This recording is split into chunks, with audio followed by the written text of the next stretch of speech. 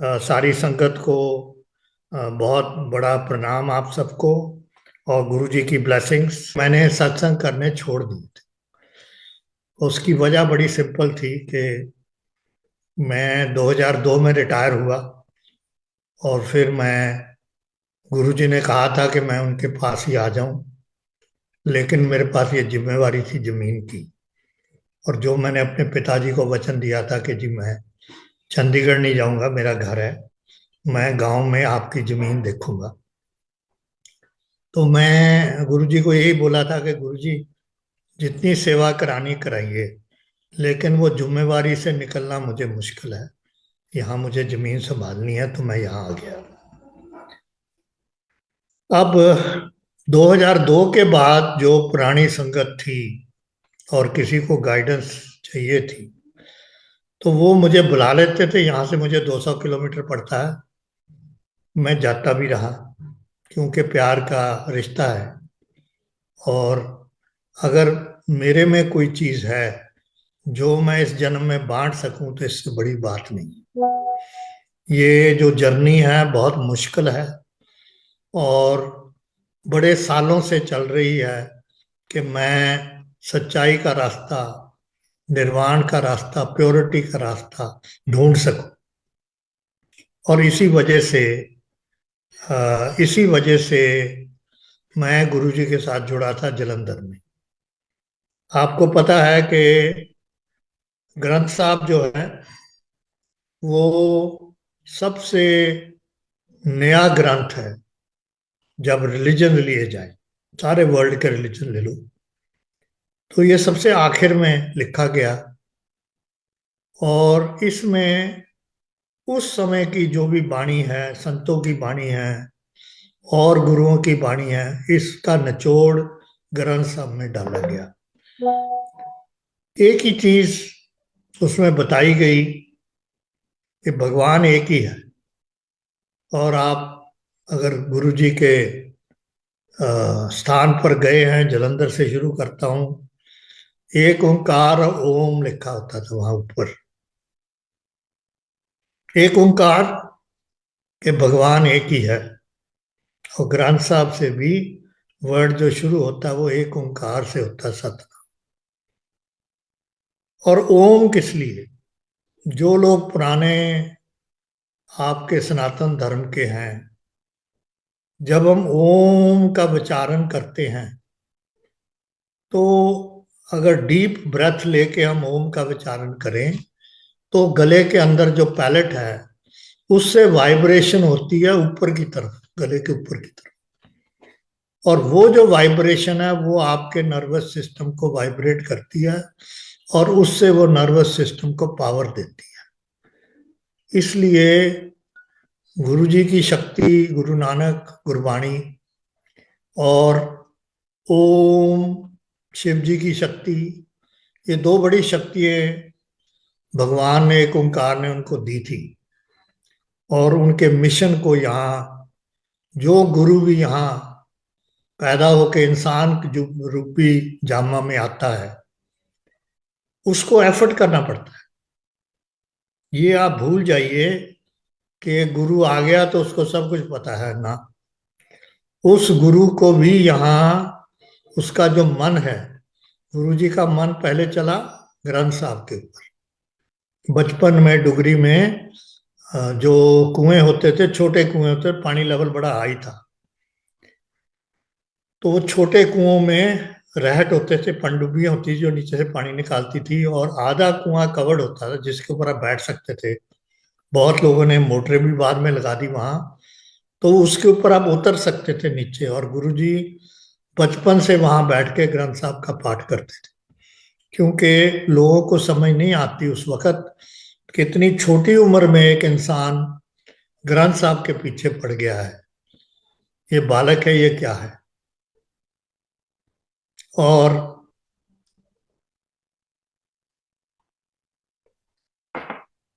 School गए, school level पे उनको समझ आई कि जिस चीज पे वो कंसंट्रेट करेंगे, वो चीज, जो भी वो कहेंगे, वो चीज हो पाएगी। क्योंकि सारा जो ज्ञान है वो आपके मन में है, और अगर उसमें प्योरिटी आ जाए, उसमें सच्चाई आ जाए, तो वो अंदर की जो शक्ति है, जो रूह की शक्ति है, उसको जगा देता है। और यही शक्ति गुरुजी में थी जब निर्वाण मिल गया। जब उन्होंने मेडिटेशन की, ग्रंथ साहब लगातार पढ़ा, तो उनके मन में ये शक्ति आ गई कि वो जहां भी देखें, जिस रूह से मिलना चाहे वो मिल सकते थे। और उस रूह के अंदर क्या हो रहा है वो मिली सेकंड में वो देख सकते थे, बर्थ से लेके डेथ तक। बताते नहीं थे कि क्या होने वाला आपको आगे, लेकिन उनको पता था कि आप हैं कौन और किस इंटेंशन से यहाँ आए हैं उनको मिलने। आपके मन में विचार क्या है। और जो मैं शुरू में, मुझे भी तो इतनी नॉलेज नहीं थी जब मैं उनको जुड़ा, लेकिन एक चीज समझ आ गई थी कि मेजॉरिटी जो लोग आए वो दुख में आए, कोई ना कोई प्रॉब्लम लेके आए। और वो जो प्रॉब्लम लेके आए, उनको गुरु के साथ लगाव नहीं था। उनको तो कहानी सुनी कि भैया गुरु है, वो सब ठीक कर देते हैं, बीमारी ठीक कर देते हैं, ये कर देते हैं, वो कर देते हैं। तो वो आते ही पहला उनका काम होता था कि वो एकदम भूलें गुरु जी को। तो गुरु जी ने उन्हें कहना, चलो बैठो थे, चाय पियो, let us try. Uncle aunty आ गए, उनकी बात नहीं सुननी उन्होंने, बैठो। क्योंकि मेजॉरिटी ये तकलीफ में ही आए, और कोई इस भावना से नहीं आया कि उसने गुरु जी के चरणों में, गुरु जी के शरण में, एक अच्छे वातावरण में, एक अच्छे प्योर इंसान के साथ रह के वो अपनी अंदर की पावर को बढ़ाए। ये भावना मैंने नहीं देखी। शायद कोई हो जिसका मुझे पता नहीं है, लेकिन मेजॉरिटी जो है उनको मेडिकल प्रॉब्लम थी, कईयों को फाइनेंशियल प्रॉब्लम थी, और कईयों को छोटे मोटे और तकलीफें थी, जो सोचते थे गुरुजी कर देंगे। क्योंकि जो आपके आसपास है, जो पहले गुरुजी के पास आ रहे हैं, वो अपनी कहानियां सुनाते हैं। वो कहानियां फिर आपको लगता है कि यस, यहाँ पावर है, मुझे यहाँ मिलेगा जो सुख मैं ढूंढ रहा हूँ। तो गुरुजी ने एक चीज जो हमें समझने वाली है, कि जो भगवान के रूप में आता है, या भगवान के इशारे से, एक ओंकार के इशारे से नीचे आता है, कोई अच्छाई के रास्ते पे चलने का, उसको अपने लिए कुछ नहीं चाहिए होता। और ये जब मैं पहली दफा उनके पास गया जलंधर, 300 डिफेंस कॉलोनी, वो हॉल था जो दो हिस्सों में था। जो ड्राइंग रूम था वो थोड़ा नीचे लेवल पे था, और जो सिटिंग रूम था जहाँ गुरुजी बैठते थे, किचन साइड, वो ऊंचा था। वहां उनकी कुर्सी थी, वहां बैठते थे। और वो बड़े सिंपल ड्रेस में, एक शर्ट और पैंट में आते थे। और शाम को, जो कि ड्रिल आखिर तक रही जब तक मैं उनके साथ रहा, अपनी शॉर्ट और टॉप कैप डाला और नीचे वॉकिंग शूज डाले, और फिर सैर करने निकल गए। तो जो बात मैं आपको बताने की कोशिश कर रहा हूँ वो ये है कि जो गुरु रूप है उसको ये बड़े चोले, बड़ी कुर्सियां, बड़े स्वरूप और ऑल किस्म के ड्रामे नहीं चाहिए होते। फूल डाले हुए हैं, ये रखा हुआ है, वो रखा हुआ है।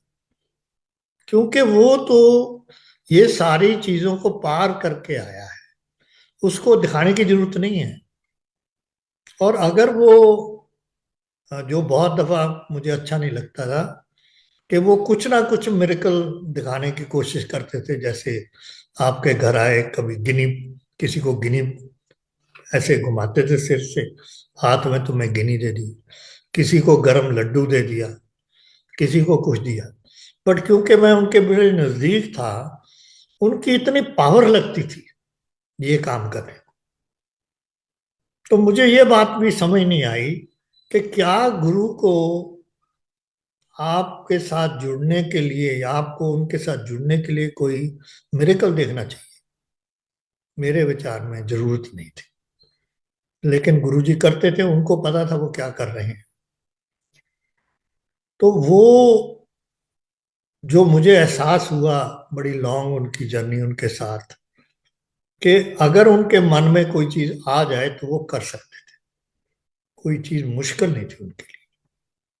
लेकिन जो मेन भगवान ने उनको कार्य दिया था इस जन्म में, वो था आपकी बीमारी को दूर करना, आपके कष्ट को दूर करना।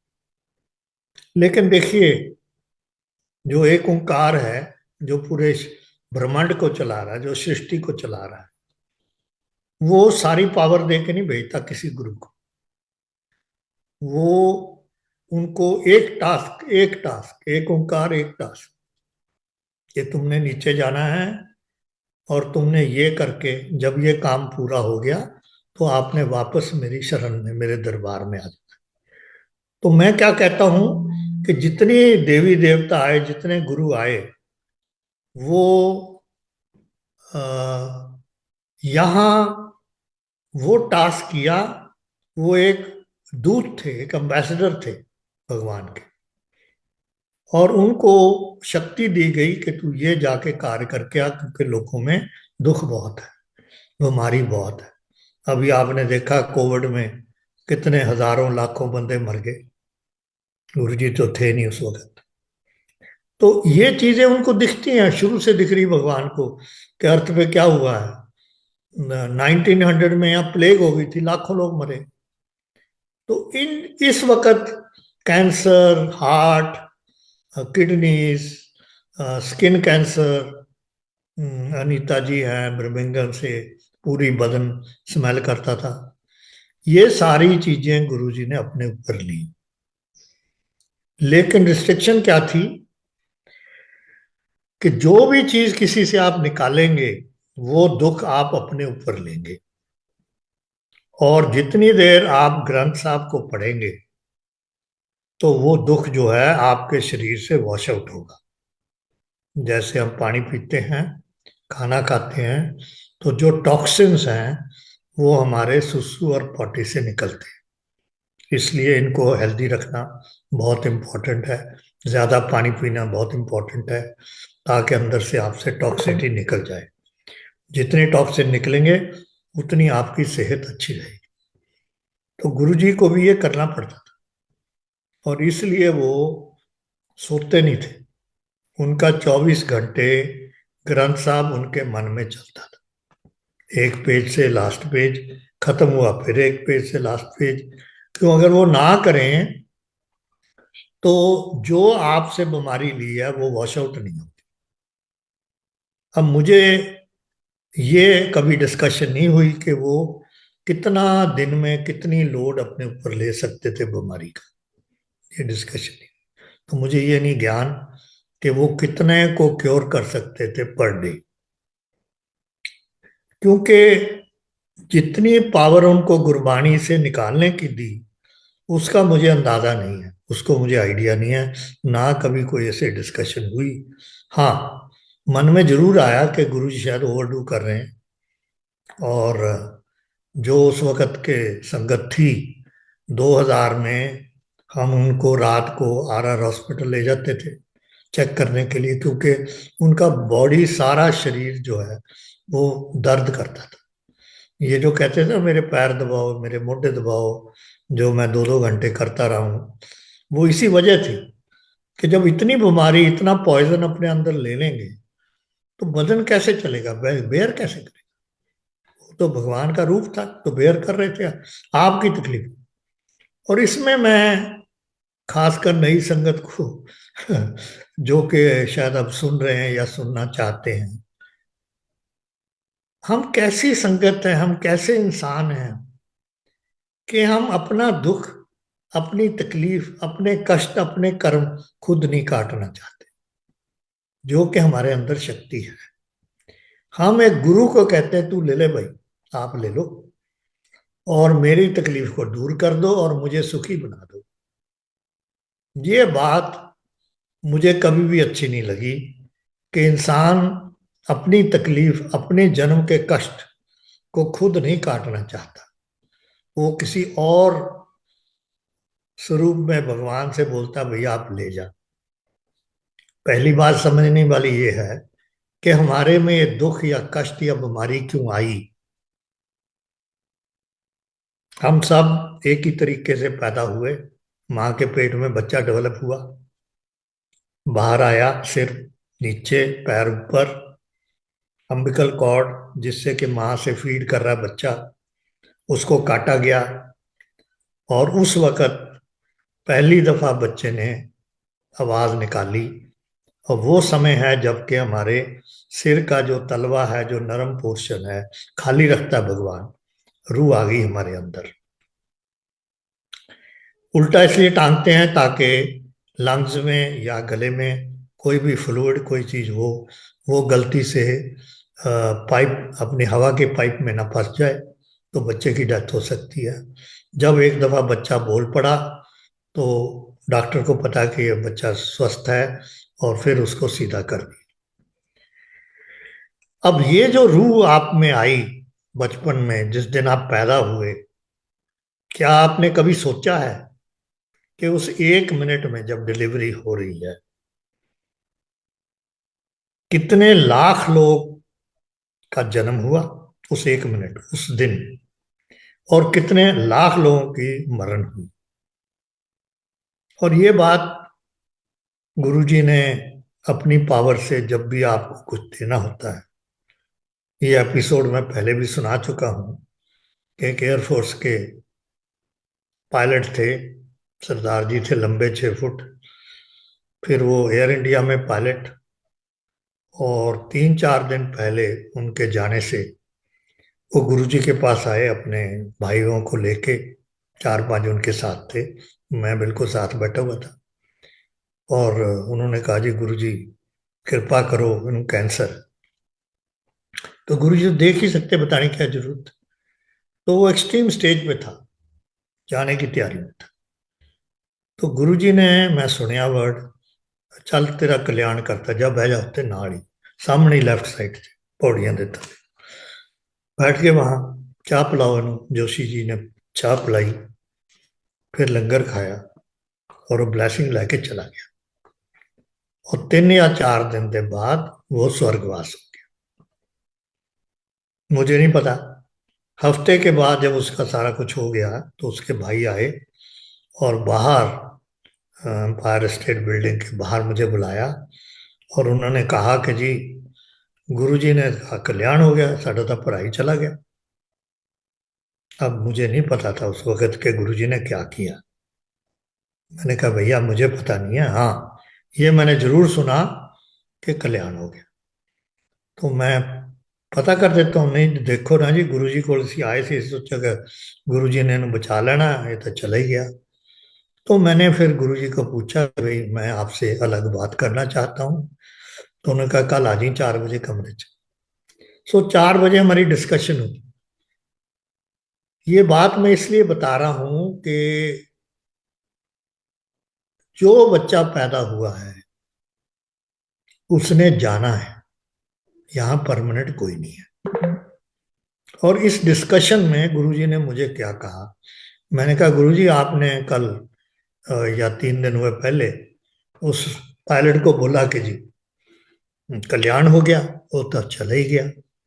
तो गुरु जी तो पंजाबी बोलते सी, मैनू कहते पागल है तू, मैं भी जाना तू भी जाना, इत्थे केड़ा परमानेंट। अब ये बात तो मुझे 65 की लड़ाई, जब 2.5 साल नौकरी में पाकिस्तान के साथ 18 दिन लड़े, 2 दिन डर लगा, क्योंकि कभी एयरक्राफ्ट से बम गिरते, आर्टिलरी तोपखाने से बम गिरते, टैंकों का फायर, नॉर्मल फायर नहीं देखा था, कभी लाइव नहीं देखा था, प्रैक्टिस तो देखी थी। तो डर तो लगता है मरने में, क्योंकि 2.5 साल नौकरी, 22.5 साल उम्र में आदमी को जाना नहीं चाहता, ये इंसान की फितरत है। लेकिन 2 दिन के बाद ये सच्चाई मन में आ गई कि कल किसी ने जाना ही जाना, नंबर लगा हुआ है। तो हम यंगस्टर्स थे, बैचलर्स थे, तो जब भी ब्रेक होता शाम को तो हमने जोक करना कि भाई लॉटरी का टिकट निकालो, कल किसका नंबर है। और जो एक दो शादीशुदा थे सीनियर अफसर, वो हमें बहुत डांटते थे कि तुम क्यों गंदी बात कर रहे हो। और हमारा जवाब यही था कि जो आया है जी उसने तो जाना ही है, इसकी कोई रुकावट नहीं है। तो हम 11 अफसर गए थे उस लड़ाई में, हम 6 शहीद हुए, सिर्फ 5 वापस आए। तो जो मौत का डर है वो खत्म हो। मैं कभी मौत से डरता नहीं हूँ। सिर्फ आप सब के लिए बता रहा हूँ कि जाने की तैयारी जरूर घर में होनी चाहिए, खासकर वो लोग जो कि शादीशुदा, ताकि जो पार्टनर जाए दूसरे को तकलीफ ना हो रहने पीछे रहने की। क्योंकि जब दो इंसान घर में काम कर रहे तो हम ड्यूटियां बांटते हैं, कोई करता है कोई कमाता है, कहीं बहुत सी लेडीज कमाती नहीं है, घर ही चलाती हैं, बच्चों को देखती हैं। यहां तकलीफ है। अगर इंसान जो कमा रहा है वो चला जाए बिफोर टाइम, बच्चे छोटे हैं, वाइफ काम नहीं करती, तो दुख ही दुख है। इसलिए बहुत जरूरी है कि जाने जाओ, अगर शादी कर दी तो आपने जाने की प्लानिंग उसके साथ करनी है कि अगर कल मैं चला जाता हूं तो आपने घर कैसे चलाना है। और कोशिश यही होनी चाहिए कि आपका पार्टनर भी कमाने लायक, अपने पैर पे खड़े होने लायक होना चाहिए। तब जाने पे कोई तकलीफ नहीं होगी, क्योंकि आपने उनके रहने का, उनके आगे का काम करने का, बच्चों के पढ़ने का, बच्चों का देखने का, घर बनाने का, ये साधन आप पहले डाल चुके हैं। ये बहुत जरूरी काम है। हम इससे बात नहीं करते, हम इसके ऊपर डिस्कस नहीं करते घर में, क्योंकि हम सोचते हैं हम अच्छे शगुन की बातें नहीं कर रहे, तो हम रियलिटी से भाग रहे हैं। तो गुरुजी ने क्या बोला, कहना मैं की ਕੀਤਾ। मैं ਕਿਹਾ ਫਿਰ ਤੁਸੀਂ ਕਿਉਂ ਕਿਆ ਕਲਿਆਣ ਹੋ ਗਿਆ। ਤਾਂ ਗੁਰੂ ਜੀ ਕਹਿੰਦੇ ਪਤਾ ਉਹ ਜਾਣ ਨੂੰ ਤਿਆਰ ਨਹੀਂ ਸੀ, ਲੜ ਰਿਹਾ ਸੀ ਰੱਬ ਨਾਲ ਕਿ ਮੈਂ ਨਹੀਂ ਜਾਣਾ, ਮੈਂ ਤਾਂ ਚੰਗਾ ਭਲਾ, ਮੈਨੂੰ ਰੋਕ ਲੈ ਰੋਕ ਲੈ। ਤਾਂ ਕਹਿੰਦੇ ਮੈਂ ਉਹਦੇ ਮਨ ਚ ਪਾਤਾ ਕਿ ਭਾਈ समय आ गया, तू बड़ी अच्छी जिंदगी चलाई, तू फाइटर पायलट भी रहा, तू एयर इंडिया भी रहा, सारे काम तो तू कर ले, आराम नाल चला जाना, हूँ टाइम आ गया, ਇਹਦੇ ਚ ਰੁਕਾਵਟ ਕਿਉਂ ਹੈ। ਕਹਿੰਦੇ ਮਨ ਨੂੰ ਮੈਂ ਰਿਲੀਜ਼ ਕਰਤਾ, ਉਹ ਜਿਹੜੀ ਰੁਕਾਵਟ ਹੈ ਦੂਰ ਕਰਤੀ। दूसरा काम, मैं ਉਹਦੀ रूह ਨੂੰ चंगी जगह लाता।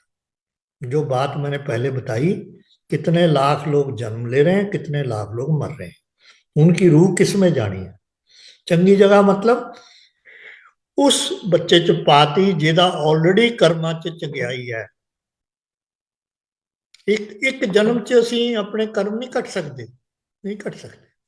ਕਈ ਜਨਮਾਂ ਦਾ ਐਫਰਟ ਹੈ, ਕਈ ਜਨਮਾਂ ਦਾ। ਮੈਂ ਬਾਅਦ ਚ ਐਗਜ਼ਾਮਪਲ ਵੀ ਦਿਆਂਗਾ ਕਿ ਕਿੰਨੀ ਲੰਬੀ ਜਰਨੀ ਹੈ, ਕਿੰਨੀ ਲੰਬਾ ਸਫ਼ਰ ਹੈ कि ਅਸੀਂ अपने आप ਨੂੰ किस तरह शुद्धि के रास्ते पा सकें। तो ये बात। तो 2000 में जब हम एक दिन रात को लेके गए गुरु जी के, उनके जब टेस्ट किए तो उनकी शरीर में बहुत ज्यादा बीमारी थी।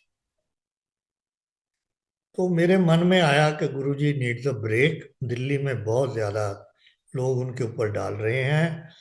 तो मैंने गुरुजी को एडवाइस किया कि आप जलंधर चले जाओ 3 महीने के लिए, और आप वहाँ रेस्ट करो, किसी को मिलो मत, पाठ करो और फिर आ जाओ। बट अनफॉर्चुनेटली वो तो गुरुओं के पता है कि क्या डिसीजन लेना है। वो 15 दिन के बाद बब्बर जी के साथ वापस आ गए, और रेस्ट इज हिस्ट्री। अब गुरु जी में शक्ति क्या थी ये हमें, और गुरु जी उसका इस्तेमाल कैसे कर रहे थे। पहली बात मैं गुरुओं की बताना चाहता हूं कि कोई गुरु ने आज तक ये नहीं कहा कि आप यहाँ मंदिर बना दो, आप यहाँ गुरुद्वारा बना दो, आप यहाँ मस्जिद बना दो या चर्च बना दो। किसी गुरु ने नहीं कहा। उनकी हिस्ट्री देख लो, जब से उनको निर्वाण मिला, जब से उनको मैसेज मिल गया एक ओंकार का कि मिशन आपकी ये है, हर एक गुरु पैदल चला, गांव से गांव, गांव से गांव, और हर गांव में बैठ के लोगों के भ्रमों को दूर किया और लोगों को रास्ता बतलाया। गुरु नानक के एग्जाम्पल कितने हैं, गुरु नानक के एग्जाम्पल कितने हैं। हरिद्वार का है कि जब हरिद्वार जाते हैं तो पांडे सूर्य देवता को पानी दे रहे हैं। तो उन्होंने पूछा भाई किसको दे रहे हो? कहा जी हम अपने पूर्वजों को दे रहे हैं। तो उन्होंने उल्टे होके क्या बोलते हैं पानी देने लग गए। तो पांडे बोलते क्या हो गया, तुम पागल हो गया, यहाँ किधर कर रहे? कहते जी मैं अपने खेतों को दे रहा हूँ। तो वो कहता खेतों को कैसे जाएगा पानी? तो ही सेड अगर खेतों को नहीं जाएगा तो पूर्वजों को कैसे जाएगा? फिर काबा की कहानी सुन लो। काबा की कहानी में भी उन्होंने अपने पैर जो है वो काबा की तरफ मक्का में कर दिए, सो गए। तो वहां के जो मुल्ले थे वो आए कि ये आप उनको इज्जत नहीं दे रहे काबा को, आप पैर करके पड़े हो। तो उन्होंने कहा भाई घुमा दो मेरे पैर जहाँ काबा नहीं है। इन अदर वर्ड लेसन दे रहे हैं कि भगवान तो सब जगह है। ये आप एक मस्जिद बना दी इसका मतलब भगवान उसमें, प्रॉफिट मोहम्मद उधर चला गया? नो। तो वो कहते हैं जब वो घुमाया तो काबा हिल गया, काम खत्म हो गई। अभी जगन्नाथपुरी मैं गया था पिछले साल, वहां मंदिर गुरु नानक आपको पता है ना, बिल्कुल तिब्बत से लेके ईस्ट अरुणाचल के पल्ली तरफ से लेके मक्का तक, ऊपर लद्दाख से लेके नीचे कन्याकुमारी तक भ्रमण किया सारी उम्र लोगों को। तो जब जगन्नाथपुरी पहुंचे, उनकी दाढ़ी लंबी थी। तो जब वहां पहुंचे तो उनके जो पंडित थे अंदर, उन्होंने उनको अंदर नहीं आने दिए कि आप तो मुल्ला हैं। उनको नहीं पता सिख धर्म क्या चीज है। तो गुरु नानक समुद्र के किनारे बैठ के भजन गाने लग गए और वहां कीर्तन हो रहा है उनका। तो जहाँ उस वक्त जगन्नाथ का जो राजा था, उसको रात को सपना आया कि जो तीनों भगवान हैं अंदर, जगन्नाथ के तीनों मेन, गुरुजी और दो और, ये तीनों मंदिर के अंदर नहीं है, ये गुरु नानक के सामने उनके भजन सुन रहे हैं। ये उनको सपना आया। तो अगले दिन वो गए समुद्र के पास जहाँ गुरु नानक भजन गा रहे, देखा। और उन्होंने फिर हुक्म दिया कि गुरु नानक को जगन्नाथ मंदिर के अंदर लेके जाओ। ये सारी जो गाथा है, गाथे तो बहुत है, पूरा दिन ये सुनाता रहूं तो नहीं खत्म हो। बताती हैं कि भगवान सब जगह है, भगवान के लिए स्थान नहीं चाहिए। ये संगत के लिए बड़ा भारी लेसन है। मत इस चक्कर में पड़ जाओ कि जब तक मैं वहां नहीं जाता तो मेरा काम नहीं बनेगा, जब तक मैं जन्म स्थान में नहीं जाता मेरा काम नहीं बनेगा।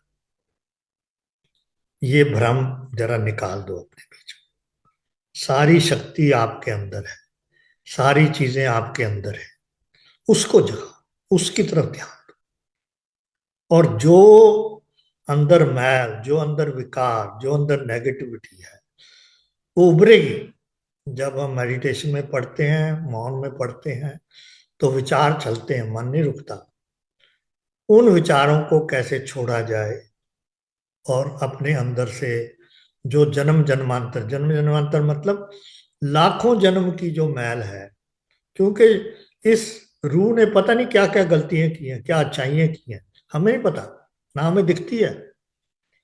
इसलिए हम अपनी रूह, अपनी सोल को लीस्ट इंपॉर्टेंस देते हैं।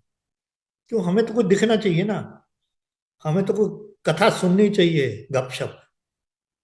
ये जितनी आप अ, सत्संग सुनते हैं, वीडियो सुनते हैं, उसमें एक ही चीज है कि गुरु जी ने मेरे लिए क्या किया, और अगर आप ये नहीं करेंगे तो आपका नहीं होगा। भैया मैं इंसान कैसे गुरु के ऑर्डर्स को आपको बता दूं कि भगवान ये करेगा क्योंकि मेरे लिए किया? ये कौन सी भाषा है? ये कौन से ग्रंथ में लिखा हुआ है? ये जो हमारा भ्रम है, इसको तोड़िए, आपको कुछ नहीं मिलेगा। बहुत लोग हैं जो दो दो तीन तीन साल गुरुजी के पास आए, उनको कुछ नहीं मिला। क्या कारण? कारण एक ही था कि वो अंदर से कोई बदलाव नहीं ला पाए। वो चाहते थे कि गुरुजी मेरा सब कुछ कर दें। अब गुरुजी कैसे सब कुछ कर दें जब तुम एफर्ट नहीं करोगी?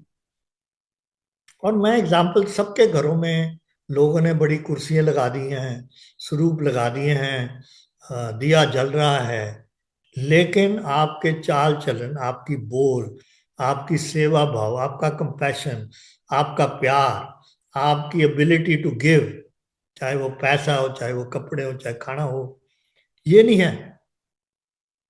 जब तक हम इन चीजों में बदलाव नहीं लाएंगे, तब तक आपको गुरु की कृपा नहीं मिलेगी।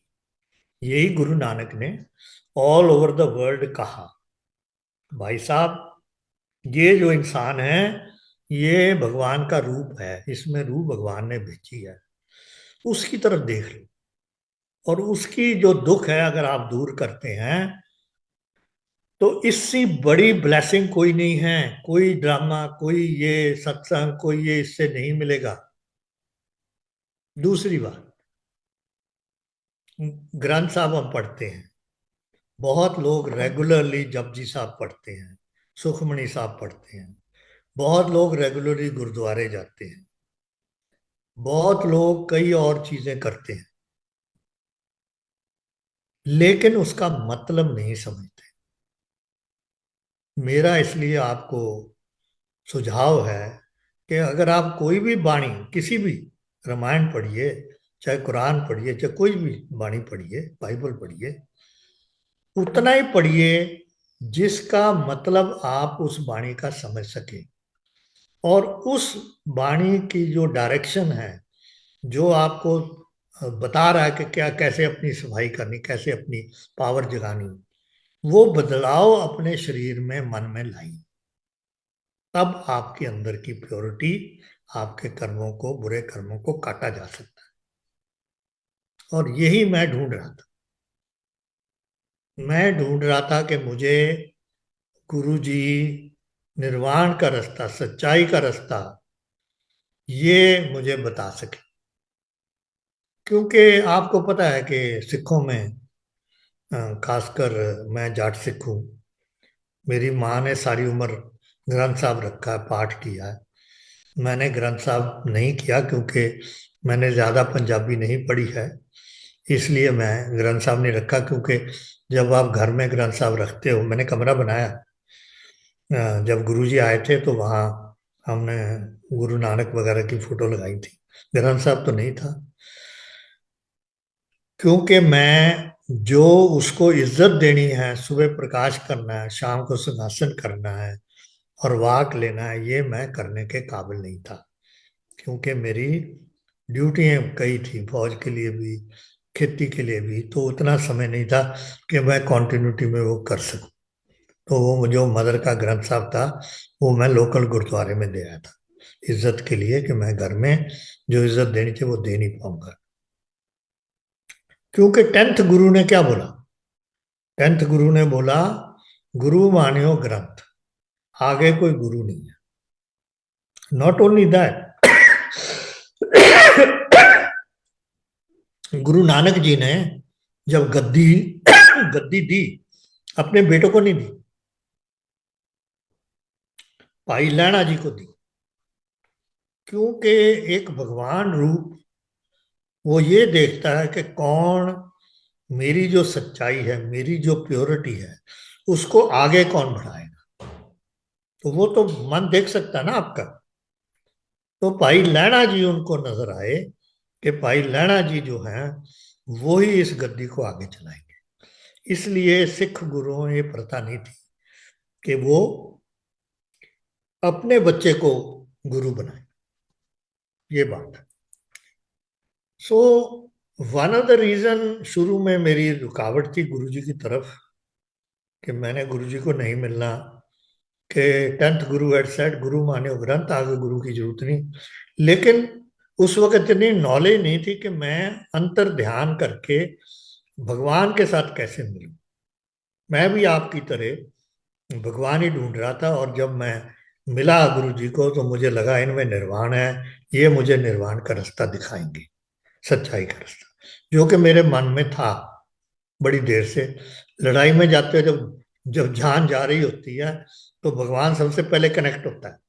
सारी उम्र हमने पाठ किया कि हमें शक्ति चाहिए, क्योंकि 65 की लड़ाई लड़े, 71 लड़ाई लगे, बीच में नागालैंड मणिपुर गए, वहां लड़ाई, मतलब सारी उम्र मेरी लड़ाई में निकल गई है।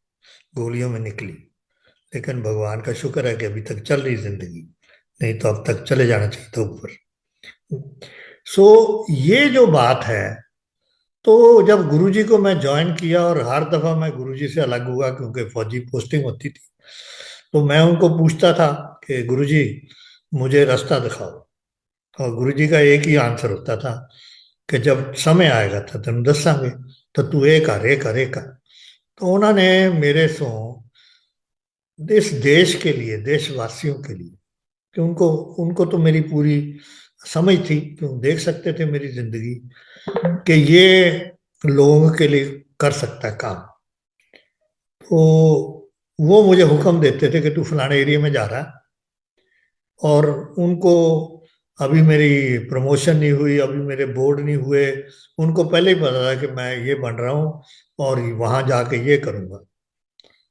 तो वाकई उन्होंने मेरे माइंड को बहुत चेंज किया अच्छाई की तरफ। और मैंने बहुत बड़े बड़े काम किए जो मैं यहाँ डिस्कस नहीं करना चाहता। और मुझे बहुत इज्जत मिली उस वजह से, मुझे लोगों का बहुत प्यार मिला। क्योंकि जिस इंसान के आप दुख दूर कर दो जबकि वो आपसे मांग नहीं रहा। अब ये मेडिटेशन बीच में इंटरजेक्ट कर रहा हूं कि जब से मैं मेडिटेशन में पड़ा हूं, ये शक्ति आ गई है कि अगर मुझे कोई भी इंसान दुखी नजर आता है तो मैं रुक के उसको पूछता हूँ, भैया बताओ क्या प्रॉब्लम है, और मैं अपना काम छोड़ के उसका काम करता हूँ। यही आपकी प्लस कर्मों का प्लस करने का तरीका है। और ये पावर तब आती है जब हम अंदर से अंतर ध्यान करके अपनी जो बुरे कर्म है उनको निकालें, जो नेगेटिविटी निकालें, विकार निकालें, और मन अच्छाई की तरफ चले जाए। कोई भी गंदी बात, कोई भी एंगर, कोई भी गुस्सा, कोई भी कुछ करता है, उसको एक्सेप्ट नहीं करना अपने ऊपर। मन ही मन बोलना है कि ये मैं आपसे नहीं लेता और आपको वापस थैंक यू वेरी मच। तो किसी और की बुराई जो आपके ऊपर थोपना चाहता है, इस प्रोसीजर से आप उसको वापस वो बुरी वाइब्रेशन उसी इंसान को दे सकते हो, और आपके चेहरे में कोई बदलाव नहीं आएगा। क्योंकि आपके मन में विचार ही अच्छा है ना, इसमें गंदगी है ही नहीं। आप उसको कर्ज नहीं कर रहे, आप उसको गाली नहीं दे रहे, आप उससे लड़ाई नहीं कर रहे, गुस्सा नहीं मना रहे, सिर्फ मन ही मन कह रहे हो भाई साहब ये जो आप गाली दे रहे मैं नहीं लेता, और आपको वापस। तो आपका जो लाइट है, ऑरा है आपका शरीर का, इसको वो क्रॉस नहीं करेगी वाइब्रेशन, वापस चली जाए। और ये बात तकरीबन मेरे एरिया में, इस गांव में और इस एरिया में 10 साल लग गए लोगों को समझने में कि ये इंसान में तो अच्छाई है, बुराई है नहीं। तो शुरू में लोग बहुत दुखी थे मेरे से कि कितना सीनियर अफसर आ गया, और बहुत कोशिश की, रुकावटें डाली मेरे काम में। लेकिन एंड रिजल्ट ये है कि आज सारी दुनिया को पता है इस एरिया में कि अगर किसी को कोई हेल्प चाहिए तो जनता बस चले जाओ, ये कर देंगे। उसमें मैं आपको ये और हिदायत देना चाहता हूँ, जब हम अच्छाई के रास्ते पे चलते हैं, तो जब अच्छे कर्म करते हैं, ये मत सोचना कि अगर आपने आज 4 काम करने हैं और बीच में ये इंसान आ गया जिसको मदद करने आप चल पड़े, कि आपका काम रुक जाएगा। नो, आपकी पावर इतनी बढ़ जाती है कि आप अपने काम भी करेंगे और ये भी करेंगे, और आपका कोई नुकसान नहीं होगा। क्योंकि भगवान अच्छाई की तरफ हमेशा आपको एक्स्ट्रा एनर्जी देगा, एक्स्ट्रा पावर देगा, कि आप सब काम आज ही करेंगे, कल नहीं है। मेरी डिक्शनरी में कल नहीं है। जो काम मैंने करना है आज, वो आज करके सुना, चाहे शाम हो जाए चाहे रात हो जाए। मेरे फार्म पे कल नहीं है, आज ही होगा काम। तो ये बड़ी भारी चीज है जो कि आपको समझनी है। अब हम गुरु जी को इतनी संगत क्यों लग गई? गुरु जी ने बोला भी था कि जब मैं चला जाऊंगा ना तो लखा च लोग मैनू पूजनगे। क्योंकि गुरु जी ने कभी एडवर्टाइज नहीं किया अपने आप को, it was by word of mouth. मेरा कुछ ठीक हुआ तो मैंने अपने रिश्तेदारों को बोला, आगे बोला, ऐसे बढ़ती चली गई। और जब वो चले गए और वो बड़ा मंदिर बन गया, ये बन गया, वो भारद्वाज जी की कृपा से बना। जहाँ तक मेरी इंफॉर्मेशन है, वो गुरुजी नहीं चाहते थे कि कुछ बनाओ। और आप गुरुजी की जर्नी जो जो शुरू में उनसे रहे, जलंधर, अपने गांव से जलंधर आ गए, जलंधर से जनरल आहूजा के घर पंचकूला चले गए। सडनली उनको रिंग करते हैं, डॉक्टर थे जनरल आहूजा, उनकी वाइफ भी, कि मैं आज आ रहा तेरे घर, तेरे को रंग। सो ही वॉज क्वाइट सरप्राइज। वो बल्कि शशोपंज में पड़ गए कि कहाँ रखे हैं, अपना बेडरूम खाली करें, ये करें वो करें, वो कर ही रहे। जब गुरुजी आए, उन्होंने अपना कमरा चुना कि मैं इतने रवांगा। फिर कई महीने उनके पास रहे, मैं जाता रहा, जब मुझे मौका मिला वहां मिल। फिर वहां से वापस चले गए। फिर आ गए जी के 2 की बेसमेंट में आ गए, वहां लोगों को ब्लेस किया। फिर चले गए वापस। और उसके बाद वो सुधा आहूजा के घर एम्पायर स्टेट आ गए, जहाँ के उनकी लास्ट जर्नी थी। बीच बीच में जाते थे, कभी पटियाले चले गए, कभी जलंधर चले गए, कभी गोविंदगढ़ चले गए, कईयों के घर गए, वहां से बहुत सी शादी अटेंड की, बहुत सी लोगों को ब्लेस किया, बहुत से बाहर सत्संग अटेंड किए उन्होंने और ब्लेसिंग दी। लेकिन अंतिम जो जर्नी है वो वहीं से आई। अब देखिए, जो बात मैंने गुरु नानक की बोली कि कोई भी भगवान ने जन्म स्थान एक मंदिर गुरुद्वारा बनाने को नहीं कहा, क्योंकि वो एक जगह नहीं बैठना चाहते। उन्होंने तो कई लाख लोगों का कल्याण करना ना। अगर एक जगह बैठ गए तो फिर कैसे होगा?